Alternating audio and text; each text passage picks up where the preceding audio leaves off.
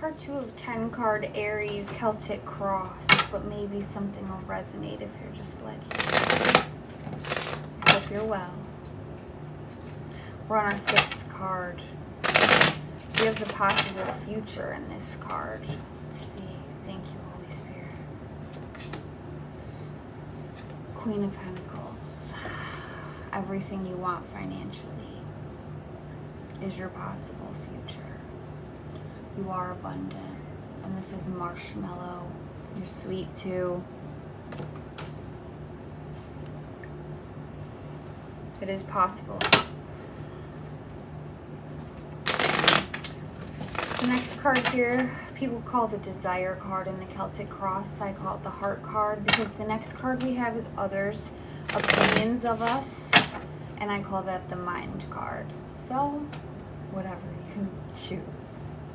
Your heart card, your desires, the 2 of Cups, a union, real love.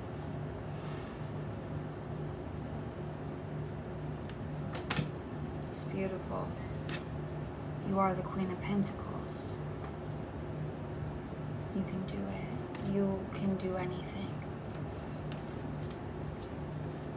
To our Mind card and other original Celtic Cross, people would say others' opinions. So sometimes that will fuel people, sometimes it will hold it back. Whatever it is to you here. What I refer to as the Mind card, or other people's opinions, outside influence. The King of Wands.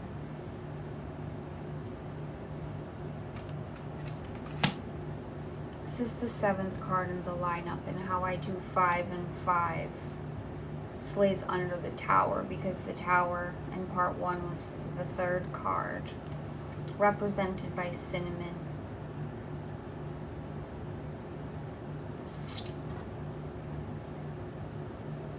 Your partner is the King of Wands.